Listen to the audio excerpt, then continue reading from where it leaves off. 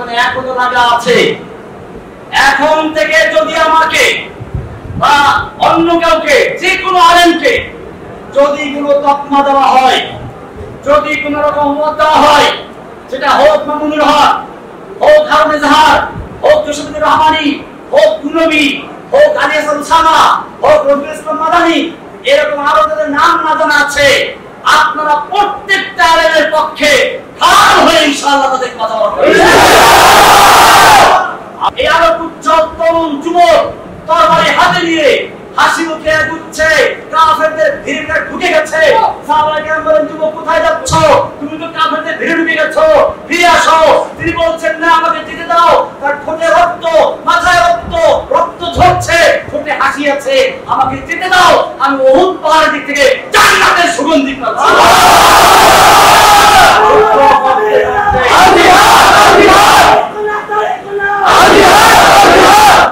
যুদ্ধ করতে করতে আল্লাহর রাস্তায় শহীদ হয়ে যায়। যেমন আজকে এখানে আমি বলেছি যে সাংবাদিক ভাইয়েরা বিগত সরকারের চাপে পড়ে হোক অথবা শিখানো মিথ্যা হোক আমার বিরুদ্ধে অপপ্রচার করেছে, আমি তাদেরকে ক্ষমা করে দিয়েছি। আল্লাহ রাসূল সাল্লাল্লাহু আলাইহি ওয়াসাল্লাম আমাদের শিক্ষা দিয়েছেন, আমাদের প্রতিশোধটাই রবি হয়, ক্ষমার চেয়ে কোনো বড় প্রতিশোধ নেই। রাসূলুল্লাহ সাল্লাল্লাহু আলাইহি ওয়াসাল্লাম যখন মক্কা বিজয় করলেন, 10,000 তরবারি তার ইশারার অপেক্ষায় আছে। একটু যদি বলেন যে খালি মক্কার ভূখণ্ড শেষ করে দাও, সব শেষ হয়ে যায়। আল্লাহর নবী জিজ্ঞেস করেছেন, ওহে মক্কার লোকেরা, আজকে তোমরা আমার থেকে কেমন আচরণ আশা করছো? মক্কার লোকেরা তো জানে আমরা কারা। মক্কার লোকেরা জানে তারাই ওই লোকগুলো যারা রাসূল সাল্লাল্লাহু আলাইহি ওয়াসাল্লামকে হত্যা করার জন্য ঘেরাও করেছিল। তারা ওই লোকগুলো যারা বিলালকে দুপুরে রোদে চিৎ করে শুয়ে রেখে উপরে পাথর চাপা দিয়ে রেখেছিল। তারা ওই লোকগুলো যারা বিলাল রাদিয়াল্লাহু তাআলা আনহুকে নির্যাতন করলো, সুমাইয়া রাদিয়াল্লাহু তাআলা আনহাকে লজ্জাস্থানে বর্ষা দিয়ে আঘাত করে হত্যা করেছিল। এই লোকগুলোর এখন একটু পানি আসলো মুখে, বললো যে একটা উত্তম চাচার থেকে, উত্তম ভ্রাতার থেকে যা আশা করে সেই আশাই আমরা করছি। আল্লাহর নবী সাল্লাল্লাহু আলাইহি ওয়াসাল্লাম বলেছিলেন, আজকে আমি তোমাদের জন্য সে কথাই বলছি যা বলেছিলেন আমার ভাই ইউসুফ আলাইহিস সালাম তার ভাইদের উদ্দেশ্যে। যখন তার ভাইয়েরা তার হাতে ধরা পড়লো, তার কাছে আসলো, তখন তিনি যা বলেছেন তাই বলছি, লা তাসরিবা আলাইকুমুল ইয়াউম, আজকে তোমাদের বিরুদ্ধে আমার কোনো ক্ষোভ নেই, কোনো প্রতিশোধ নেওয়ার ইচ্ছা নেই।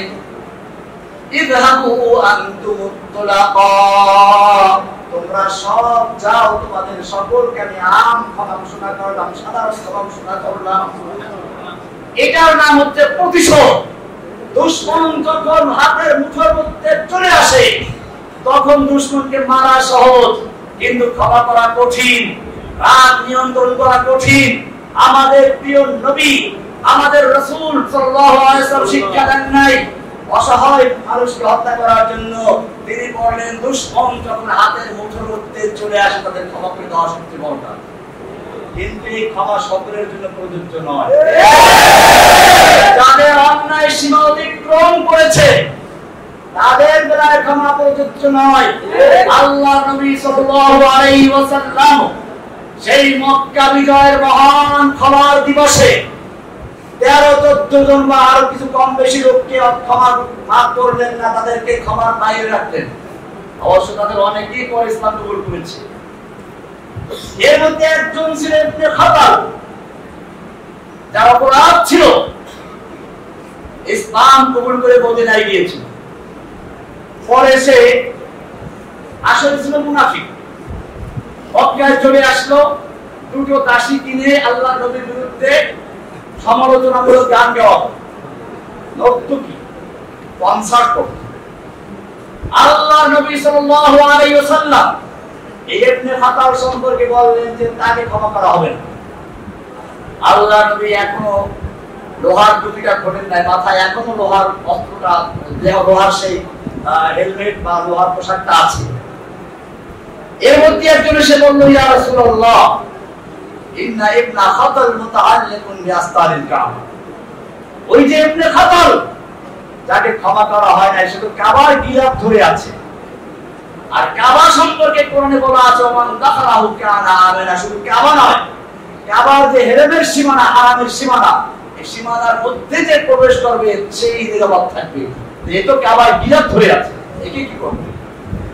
আল্লাহর নবী সাল্লাল্লাহু আলাইহি ওয়াসাল্লাম বললেন এই ইবনে খাতাল কাবার হারামের ভিতরে নয়, তওয়াফের জায়গায় নয়, কাবার গিলাফ ধরে ঝুলে থাকতে তাকে ওখানে হত্যা করে দাও।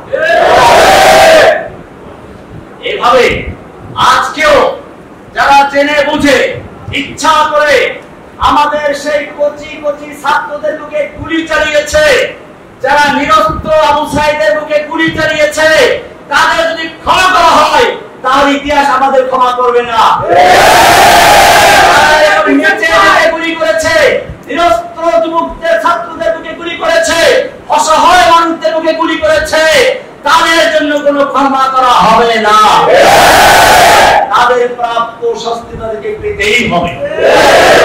ভাইরা আমার, আমি এজন্য বলেছিলাম अब हमारा एक ही काम इंतकाम। প্রথম ধাপ হলো ক্ষমা, দ্বিতীয় ধাপ হচ্ছে যারা সীমাহীন অন্যায় করেছে তাদের শাস্তি দিতে হবে। 3 নম্বর আমাদের কাজ হচ্ছে এই, এখন ব্যাপকভাবে তাওহীদের দাওয়াত দেওয়া। যতদিন পর্যন্ত কোরআন এবং সুন্নাহর দাওয়াত পৌঁছে না যাবে, যেই মানুষেরা এই দেশের মুসলিমরা কোরআনকে ভালোবাসে, রাসূলকে ভালোবাসে, তারা বুঝেছে সালাত ফরজ, এজন্য তারা মসজিদ তৈরি করে, মাদ্রাসা তৈরি করে, ইমামের বেতন দেয়, রমজান মাসে তারাবির পয়সা দেয়, হাফেজকে খাওয়ায়, কারণ তারা বুঝতে পেরেছে এগুলো দ্বীনের কাজ। এই লোকগুলো যদি বুঝে সালাত যেমন ফরজ, সিয়াম যেমন ফরজ, ঠিক তেমনি ভাবে আল্লাহর জমিনে আল্লাহর দ্বীন কায়েম করা ফরজ। তাহলে এই লোকগুলো দ্বীন কায়েমের জন্য জীবন দিবে। সেজন্য আমাদের এখন আরেকটি কাজ হচ্ছে মানুষের মাঝে চেতনা তৈরি করে দেওয়া, আল্লাহর জমিনে আল্লাহর দ্বীন কায়েম করার জন্য আল্লাহ তাআলা নির্দেশ করেছেন আন আকিমুদ্দীন। সব নবীদের প্রতি একই নির্দেশ ছিল, আমাদের প্রতি একই নির্দেশ। আমাদের নবীর প্রতি বিশেষ নির্দেশ হলো ওয়াল্লাযী আরসালা রাসূলাহু বিল হুদা ওয়া দীনিল হক লিইয়ুযহিরাহু আলাদ দীনি কুল্লিহি। আল্লাহ তাআলা তার রাসূলকে পাঠিয়েছেন হেদায়েত এবং দ্বীনে হক দিয়ে, যাতে করে এই দ্বীনে হককে অন্য সকল দ্বীনে বাতিলের উপরে বিজয়ী করা যায়। সেই দ্বীনে বাতিলগুলো কি কি আপনারা আমার অন্যান্যদের কাছে জেনে নেবেন। আজকে আমাদের কাজ হচ্ছে বাংলাদেশের প্রতিটি ঘরে ঘরে, প্রতিটি ছাত্র, যুবক, বৃদ্ধ, সকলের নারী পুরুষ, সকলের অন্তরের ভিতরে তাওহীদের চেতনা তৈরি করে দেওয়া। তাওহীদের চেতনা যদি তৈরি হয়ে যায় তাহলে কবি বলেন সব গুরিজা হোগি আখির, সব গুরিজা होगी आखिर जलवाए खुर्शीद से, ई जबन मामूर होगा नगमाए तौहीद से। পূর্ণিমার চাঁদের তারা যেভাবে রাতের আধার পালিয়ে যায়, ঠিক তেমনি ভাবে তাওহীদের স্লোগানে এদেশ থেকে সকল নাস্তিক মুরতাদদের অন্ধকার পালিয়ে যাবে ইনশাআল্লাহ। ভাইরা আমার, সেজন্য ব্যাপকভাবে আমরা তাওহীদের দাওয়াত প্রচার করি ইনশাআল্লাহ। এজন্য আমি আমাদের হারুন ভাই আছেন, মুরব্বী সাহেব আছেন, আমরা সারা বাংলাদেশে যেতে প্রস্তুত আছি ইনশাআল্লাহ। কোন ভেদাভেদ স্কুলে, মাদ্রাসা, কলেজে, ইউনিভার্সিটি যেখানে আপনারা আহ্বান করবেন, আমরা ইনশাআল্লাহ ছুটে যাব শুধুমাত্র একটা কাজের জন্য, পয়সা বিনিময় না। দিনের দাওয়াত দেব ইনশাআল্লাহ, প্রয়োজনে নিজেদের পয়সা খরচ করব ইনশাআল্লাহ। কিন্তু শর্ত একটাই, আল্লাহর জমিনে আল্লাহর দ্বীন কায়েমের জন্য কাজ করতে হবে ইনশাআল্লাহ। আমাদের আর কোনো ভেদাভেদ থাকবে না, সমালোচনা থাকবে না। আমাকে অনেকভাবে গালাগালি করার চেষ্টা করা হয়েছে, আমি স্পষ্ট বলতে চাই, আমি যখন প্রথম তাওহীদের দাওয়াত দেই, আমাদের কওমি ওলামাদের জামাতের মধ্যে কিছু বিদআত নাই তা না, আমি স্পষ্ট বলি, আমি সেগুলো তুলে ধরি, তাই বলে আমাকে আহাদিস বলতে হবে। আমি কি আহাদিস? আমার ছাত্র জীবন কেটেছে লালবাগ মাদ্রাসায়। কোথায়? লালবাগ জামিয়া কোরআনে আরবিয়া কোন আরবি মাদ্রাসা, জামিয়া রহমানিয়ার সাথে আমার স্মৃতি জড়িত। রহমানি আমার নামের অংশ। এটা কোন আরেকটা মাদ্রাসা?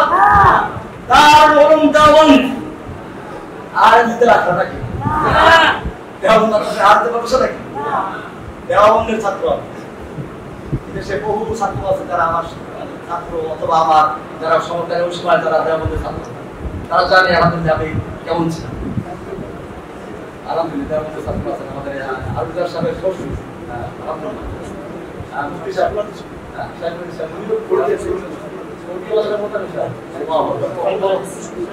আমার তো আসলে আজকে দেখেন আমি নামাজ পড়তে গিয়ে বয়সটাকে আমার এমনি তো দুর্বল আছি, আমাদের থেকে আসলে দুর্বল কথাবার্তা বলি নাই এরকম হয়ে যাচ্ছে। আর সবচেয়ে বড় কথা হচ্ছে এইরকম বুজুর্গদের সামনে বিশেষ করে আমার সেই দেওবন্দের আকাবের আমার এখানে বসা আছে। দেওবন্দ মাদ্রাসার জন্মই হয়েছিল আন্দোলন করার জন্য। আপনারা জানেন ডক্টর কামসন একজন ইংরেজ ঐতিহাসিক লিখেছেন, ইংরেজরা ওলামায়ে কেরামদেরকে এমন হত্যা করেছিল, দিল্লির চাঁদনি চক থেকে খয়বর পর্যন্ত এমন কোন গাছ ছিল না যেই গাছের প্রত্যেকটা ডালে ডালে একজন আরেককে ফাঁসিতে ঝুলানো হয়েছে। ওলামায়ে কেরামদেরকে মারটা দিয়ে দিবান্তর করা হয়েছিল, কিন্তু তারপরেও তারা ওই যে আগে কবিতা বললাম ওরকম তারা সিনা টান করে ময়দানে এসেছিলেন। আজকে ভারতবর্ষে বাংলাদেশ, পাকিস্তান, ইন্ডিয়া, আফগানিস্তান যেখানেই বলেন ইসলামের যতটুকু আলো দেখা যায় সেটা ওই দেওবন্দের ছাত্রদের দ্বারাই হয়েছে।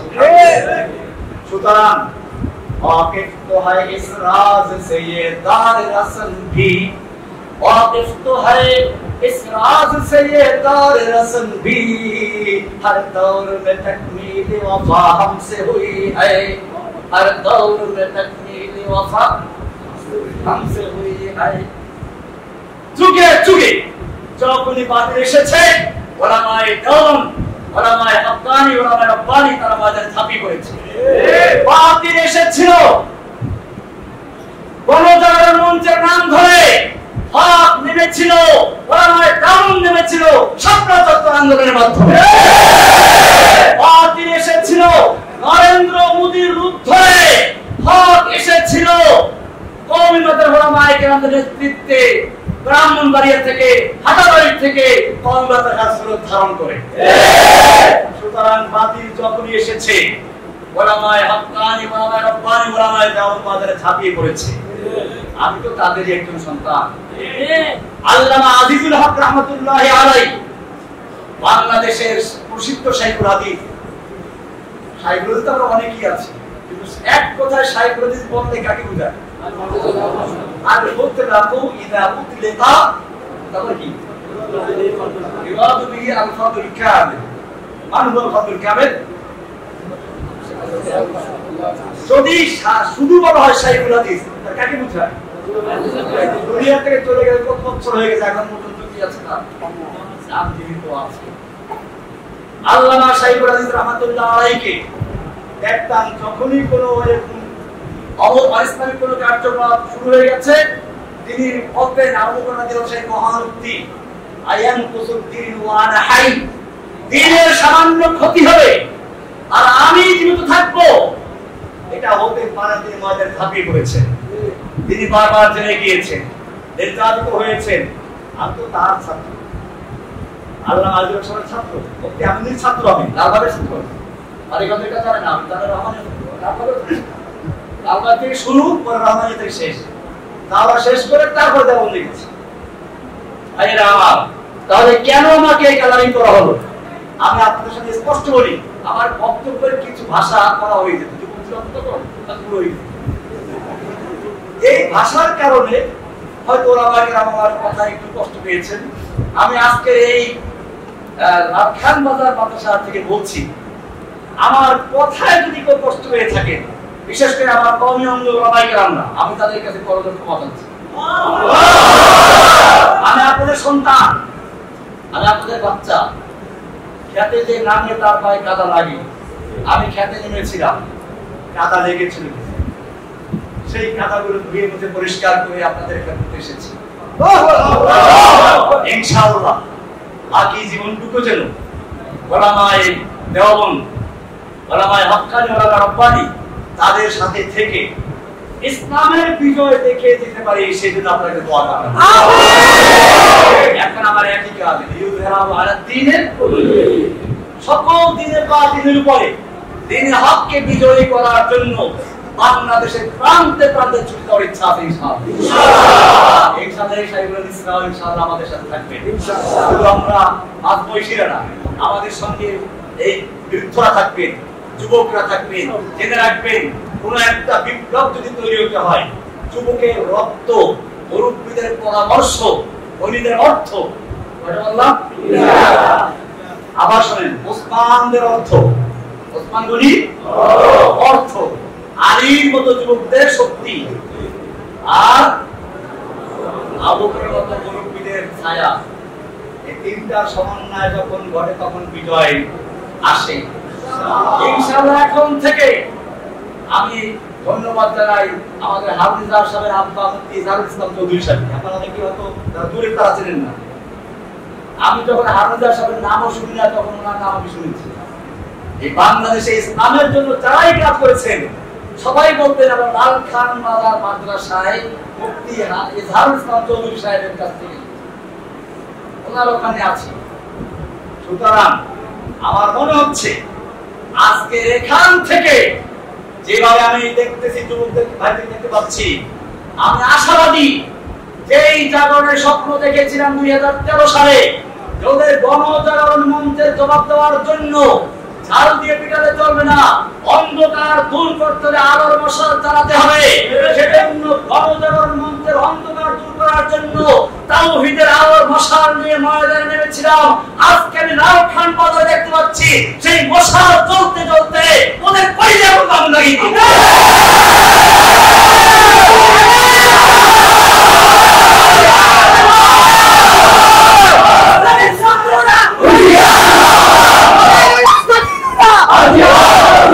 সুতরাং যখন আমাকে হাজারি প্রচার করা হলো, তা দিয়ে কাজ হলো না। এরপরে যত সবচেয়ে বড় অস্ত্র জঙ্গি। এই জঙ্গি শুধু আমাকে নয়, যেই কোন ইসলামের জাগরণ তৈরি করার মতো প্রোগ্রামই মাঠে এসে তাকে জঙ্গি বলা হয়েছে। সুতরাং আমাদের পিছনে এখনো লাগা আছে।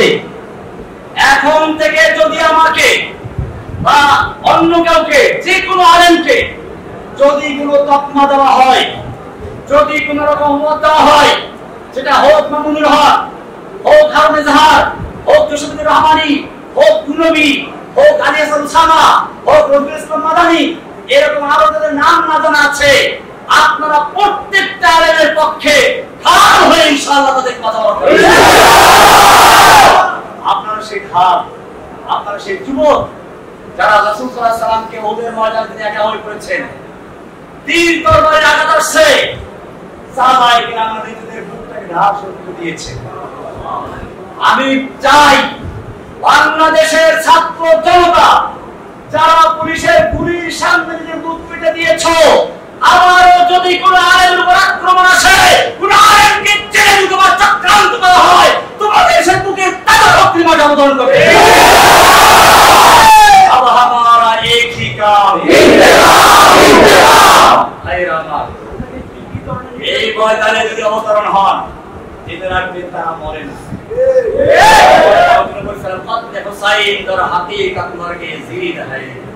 ইসলাম জিন্দা হোতা হ্যায়।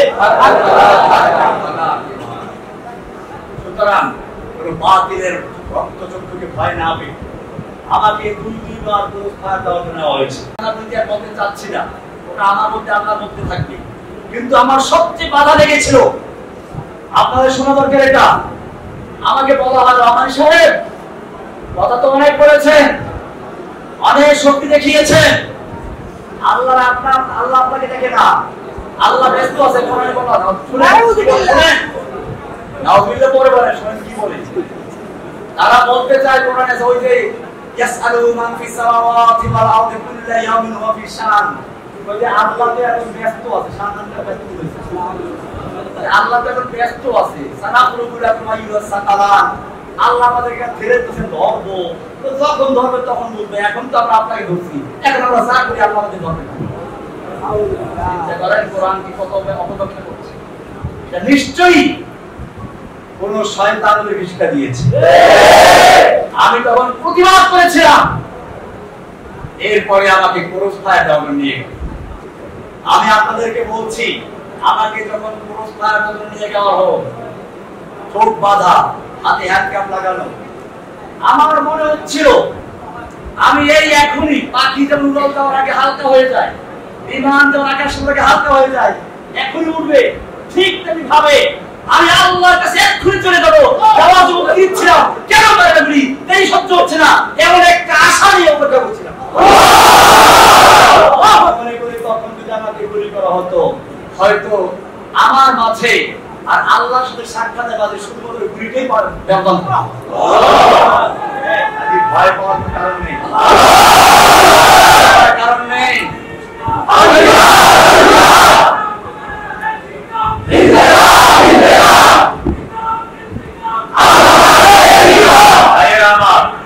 আমি কথা লম্বা হয়ে যাচ্ছে, আরো অনেকগুলো কথা বিষয় ছিল।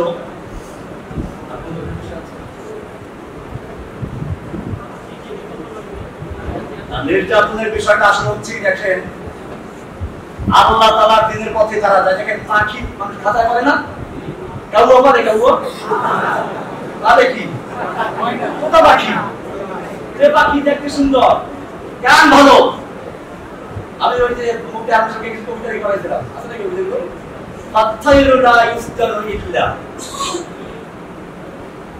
ওই পাখিকে খাতায় বন্দী করা হয় যে পাখির আওয়াজ সুন্দর।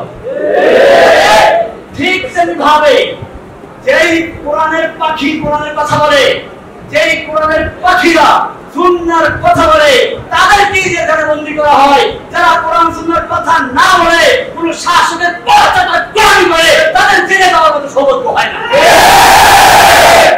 অনেকে মনে করে জেলখানা নাকি যায় কারো বদদুয়ার কারণে। আমি নাকি কোন বুজুর্গকে তিরস্কার করার বদদুয়া করে জেলে গেছি।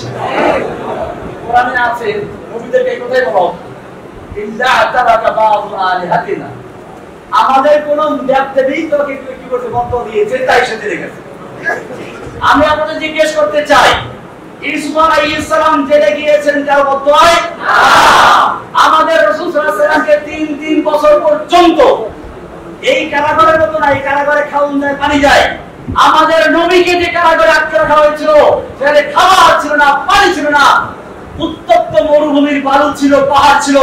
3 বছর পর্যন্ত সে আমি পারবে, শুধু আমাদের নবীকে নয়, নবীর পুরো বংশকে সেখানে বন্দী করে রাখা হয়েছিল। আর বদদুয়ায় ইমাম আবু হানিফা রাহমাতুল্লাহ আলাইহিকে কারাবন্দী করা হয়েছিল।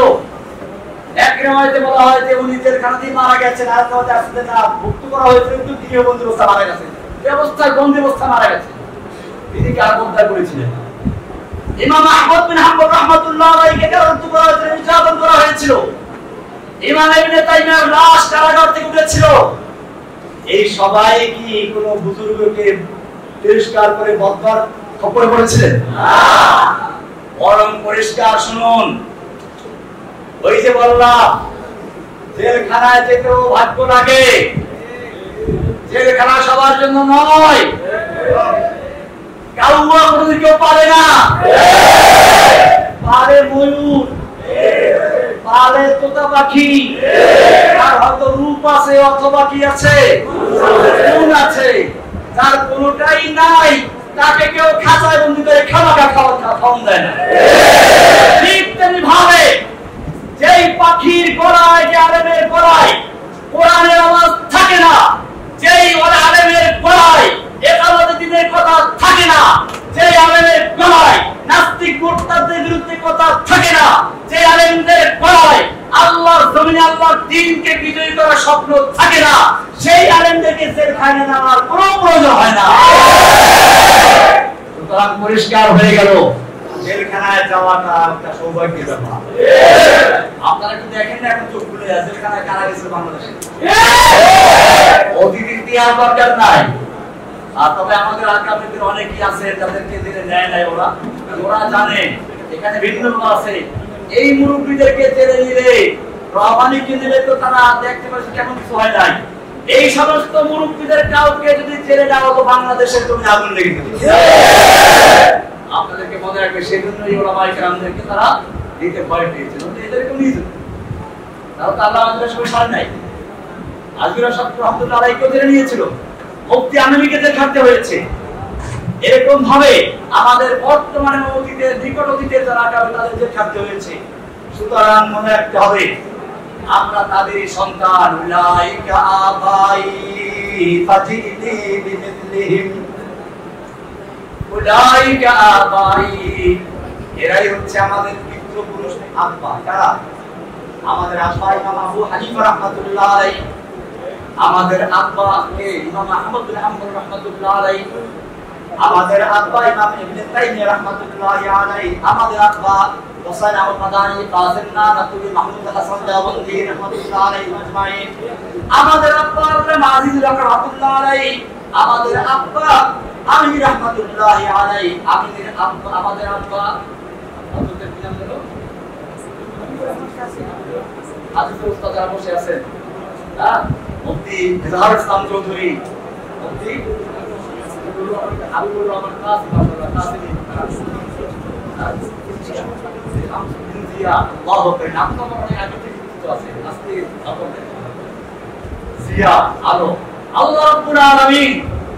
আমাদের শামসুদ্দিন জিয়া, আলিয়া, আমাদের কাসিম ইশা, এই সমস্ত বড় বড় আকাবের ছায়াতে আর দিকে আমি তাদের নেতৃত্বে, তাদের জীবদ্দশায় আল্লাহ তাআলা এই বাংলাদেশের ইসলামের রাজ কায়েম করতে পারেন। আমি আর দিকে করতে যাচ্ছি না। আল্লাহ তাআলা আমাদের সকলকে দিনের জন্য কবুল করুন। আমি তো আসলে খুব অসুস্থ, দেখেন আজকে আমি এই পর্যন্ত কিন্তু বসে নামাজ পড়তে হয়েছে, কারণ আমার হাঁটু ব্যথা খুব বেশি। তো আমাদের মুরব্বী আলমিজার সাহেবের আব্বা বললেন যে এই মুসল্লা অনেক বড় বড় আকেবেরা ইমামতি করে গেছেন, আর আপনি কি আমাকে আদেশ করছেন নামাজ পড়ার জন্য? হ্যাঁ, তাই আল্লাহ আমি আগে বলেছিলাম যে আমি নামাজ পড়াবো না, নামাজ পড়া বন্ধ করবো। আলহামদুলিল্লাহ এরপরে দেখলাম নামাজ পড়াবার সময় হাঁটু ব্যথার খবরই ছিল না। ফরজটা শেষ হওয়ার পরে অবশ্যই কিছু ফিরে আসলাম, কিন্তু যতক্ষণ আমি ফরজ সালাতে ছিলাম ততক্ষণ পর্যন্ত আমার হাঁটুর কোনো ব্যথাই হলো না। এটা আমি একটা চাকরি দেখলাম এই মাত্র। আমি আল্লাহকে অনেক দেখেছি, আর কি বলছি, কারাগারে অনেক দেখেছি। আমি সেইগুলো বয়সে মানুষ চাচ্ছি না, আমি আপনাদের কাছে দোয়া চাচ্ছি আল্লাহ সুবহানাহু ওয়া তাআলা যেন আমাকে যেখান থেকে ফিরে এনেছেন বাকি জীবনটুকু যেন আমি আল্লাহর এই নিয়ামতের শুকরিয়া আদায় করে শাহাদাতের মৃত্যু বরণ করার সুযোগ দান করুন। আমিন। আমি আপনাদের জন্য দোয়া করি, আল্লাহ আপনাদেরকেও দ্বীনের জন্য যেভাবে মুসআব বিন উমাইর এর মতো যুবক, এরকম যুদ্ধের বাজারে কত যুবকদের খবর আছে খেজুর খাচ্ছেন, আল্লাহ ভাই এতগুলো খেজুর খেতে পারো তুমি জানা চলে যায়, কি দেরি হয়ে যাবে। রাসূলুল্লাহ প্রশ্ন করে, ইয়া রাসূলুল্লাহ আমার যৌবন, আমার সুন্দর চেহারা, আমি যদি আল্লাহর রাস্তায় যুদ্ধ করতে করতে শহীদ হয়ে যাই আল্লাহ কি দিবেন? আল্লাহ তাআলা রাসূল সাল্লাল্লাহু আলাইহি ওয়াসাল্লাম বলেন জান্নাত পেয়ে যাবে, জান্নাত। তিনি মনে করেন একটু কবুতর সোজা করে নেই, তাহলে খেজুর বের করেন, খেলেন, দুই তিন চার খেয়ে ফেলে দিলেন, এতগুলো খেজুর খেতে গেলে আমার জান্নাতে যেতে দেরি হয়ে যাবে। তরবারি নিয়ে যুদ্ধে লেগে গেলেন। পূর্ণিমার চাঁদ যেরকম কালো মেঘের ভিতরে ঢুকে গায়েব হয়ে যায়, ঠিক তেমনি ভাবে এই আলোক উজ্জ্বল তরুণ যুবক তরবারি হাতে নিয়ে হাসি মুখে এগুচ্ছে, কাফেরদের ভিড়ে ঢুকে গেছে। সাহাবায়ে কেরাম বলেন, যুবক কোথায় যাচ্ছ? তুমি তো কাফেরদের ভিড়ে ঢুকে গেছো, ফিরে আসো। তিনি বলছেন না, আমাকে যেতে দাও। তার ঠোঁটে রক্ত, মাথায় রক্ত, রক্ত ঝরছে, ঠোঁটে হাসি আছে, আমাকে যেতে দাও। আমি উহুদ পাহাড়ের দিক থেকে জান্নাতের সুগন্ধি পাচ্ছি।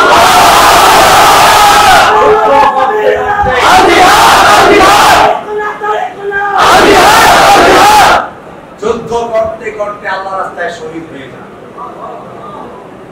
শহীদ হয়েছেন। তাদের ত্যাগের বিনিময়ে আমরা আজকে বাংলাদেশ পর্যন্ত ইসলাম পেয়েছি। ভাইয়েরা আমার, একটা বিল্ডিং দাঁড়ায়, নিচে ফাউন্ডেশন থাকে, কেউ তা দেখে না, শুধুমাত্র বিল্ডিংটাই দেখে। এই ফাউন্ডেশন গুলো তো অনেক কাজে লাগে।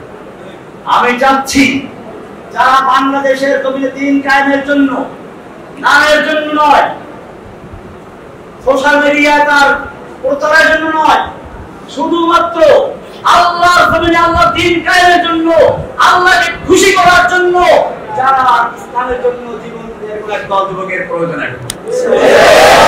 আপনারা খেয়াল রাখবেন, আমাদের কথাগুলো বিভিন্ন বিকৃত করা হয়, আপনারাও আমাদের কথা দেখতে সাথে দেখবেন। আমাদের কথা বলতে গিয়ে দেখা যায় যে আপনারা কিছু ব্যাখ্যানীদের যোগদান, এটা আমাদের না বলে ক্ষতি। আমাদের ভালোবাসতে গিয়ে আমি এটা পরিষ্কার বলি, আমাদের উলামায়ে কেরামদের মধ্যে কোনো বিভেদ নাই।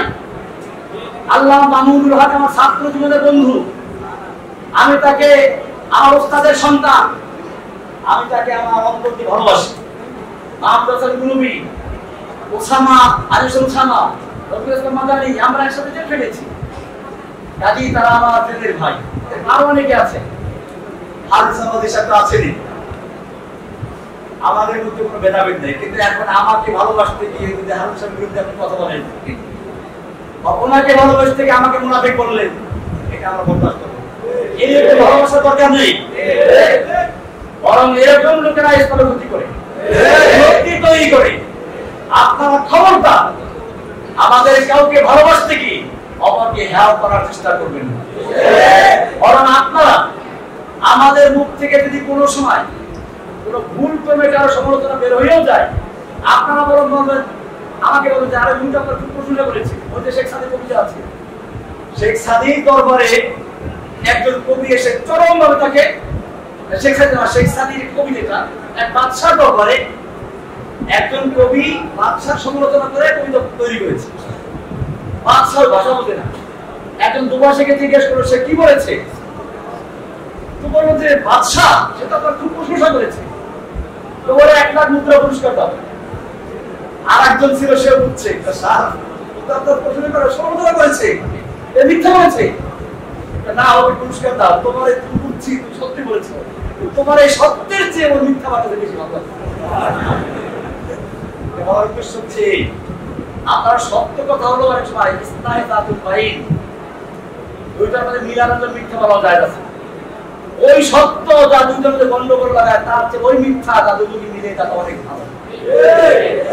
খেয়াল রাখবেন, কোন আলেমদের কাছে কি বলবেন না অমুকে আপনাকে এই সমালোচনা করেছে, আমার বিরুদ্ধে করেছে, খবরদার আমরা সকলেই ভাই, আমরা সকলেই ভাই, আমাদের কোনো ভেদাভেদ নাই, এটা খুব খেয়াল রাখতে হবে। এমনি তো আমরা দিনের কর্মী, তোমার তো বলা আছে ভালো করে যাচাই বাছাই করে করবে, এই জন্য খেয়াল রাখবে। আমাদের ব্যক্তিগত মধ্যে কেউ তারপরেও কেউ সমালোচনা করে, আমি ওকে ক্ষমা করে দিয়েছি। ওই যে আমরা এই কি কাম প্রথম ধাপ ক্ষমা না, আমি এটা কিন্তু পড়তা না, এতে কারণ দুটো ধাপ বলা করেছেন। একটা হচ্ছে ক্ষমা, এটা সবচেয়ে শক্তিশালী, আরো যুদ্ধের ময়দানে শত্রুকে ধরাশায়ী করার চেয়েও বড় নিজের রাখতে হবে, এটা আমরা খেয়াল রাখবো। আমাদের ওলামায়ে কেরাম উপবদ্ধ থাকে, আপনারা ওলামাদের শুরুতে কাজ করবেন। খবরদার, এখন ফিতনার যুগ। আমি জেলখানার গ্রুপ পেয়েছি ইমাম মাহমুদের কাছে, আচ্ছা ওই ছেলেগুলো আবার আমার এই দিকটা শুনে কথা ইসলামের মধ্যে আছে, এটার অর্থ কি খুব ভালো করে শুনুন। এরা বলতে চায় ইমাম মাহদির আগে আবার একজন ইমাম আসবে, তার নাম হবে ইমাম মাহমুদ, সে ইমাম মাহদিকে পরিচয় করাইয়া দিবে। এবার এটা বের হবে নাকি বাংলাদেশ থেকে, তো বের হয়ে গেছে, সে দুর্বল হবে, সে ল্যাংড়া হবে। এই ল্যাংড়া লুলা একজন লোক জেলে গেছে, সে হলো ইমাম ইমাম মাহমুদ। এই সেটা বলে, আর বলুন দেখো ইমাম মাহদি যিনি আসবেন উনি নিজেই তো জানবেন উনি ইমাম মাহদি, ওলামায়ে কেরাম পরামর্শে বসবেন, সেখান থেকে একজন ইমাম নিয়োগ করবেন। এখন নিজেই যেখানে জানবেন না উনি ইমাম মাহদি, সেখানে আমাদের পরিচয় করবে বুঝছে। এই ঘন্টাতে এখন শুরু হয়েছে। আর দলাবাদ বলতে কোরআন আহলে কোরআন, হাদিস মানে না। আমি খুব কয়েকটা আলোচনা করেছি যে কোরআন মানে হাদিস মানে না, তার দাবি করে তার কোরআন তো মানে। এ সম্পর্কে যথেষ্ট দলিল কোরআনে আছে, আমরা এগুলো পরে আলোচনা করব, ইনশাআল্লাহ বিস্তারিত আলোচনা করতে পারবো না। কারণ কোরআন হচ্ছে দলিল। কোরআন কি দলিল? নকশাটা কি? আকিমুস সালাত কোরআনে বলা হয়েছে, সালাত কেমনে কায়েম করো? রাসূল বলে সাল্লু কামা রাআইতুমুনি উসাল্লি, আমি যাতে পড়ি এরকম পড়ো। এই ব্যাখ্যা। এখন যদি কোনো ব্যক্তি রাসূলের দেখানো পদ্ধতিতে সালাত আদায় না করে, তাহলে সে রাসূলের পদ্ধতি অনুসরণ না করার কারণে আকিমুস সালাত করবে, সে মুসলিম দেশের অন্তর্ভুক্ত নয়। এই সব ফিতনা থেকে আমাদের মুক্ত থাকতে হবে। এদের যেখানে পাওয়া যাবে সেখানে ওখানে দমন করতে হবে। বাতিলের বিরুদ্ধে আমাদের ঐক্য থাকতে হবে, যাতে করে কোনো বাতিল আমাদের ইসলামী জাগরণকে ধ্বংস করতে না পারে। বাতিল শক্তিগুলো এদেরকে ধরে না। এই হেতুতে তাওহীদ আছে, আহলুল কোরআন আছে, আবার এই কাফেরা বের হয়েছে। এরকম যে কত কাফেরা তৈরি হবে, আমাদের সাবধান থাকতে হবে। আমাদের একই কাফেরা হেফাজতের নেতৃত্বে ওলামায়ে কেরাম ঐক্যবদ্ধ আছেন, এভাবেই কাজ করবো। আমি প্রথমে আজকে এসে আমির হেফাজতের সাথে দেখা করেছি এবং তাকে বলেছি যে আমি আপনার একজন খাদেম, খাদেম হিসেবে আপনি যা হুকুম করবেন ইনশাআল্লাহ এই বান্দাকে আপনি তা দেখবেন কোরআন সুন্নাহ অনুযায়ী একামতের দিনের জন্য ইসলামকে বিজয়ী করার জন্য আপনি যে হুকুম দিবেন বাস্তবায়ন করতে তখন এই বান্দা পাবেন ইনশাআল্লাহ। আল্লাহ তাআলা আমাদের সকলকে বিষয়গুলোকে বুঝার এবং আমল করার তৌফিক দান করুন। আমিন। ওয়া সাল্লাল্লাহু তাআলা আলা নবিয়িনা মুহাম্মদ ওয়া আলা আলিহি ওয়া সাহবিহি আজমাইন। আসসালামু আলাইকুম ওয়া রাহমাতুল্লাহি ওয়া বারাকাতুহু। সম্মানিত হাজিরিন, এ পর্যায়ে শেখ আহমদের থেকে কিছু প্রশ্ন নেবেন, প্রশ্ন উত্তর পর্ব হবে এবং আমাদের মাঝে সম্মানিত ওলামায়ে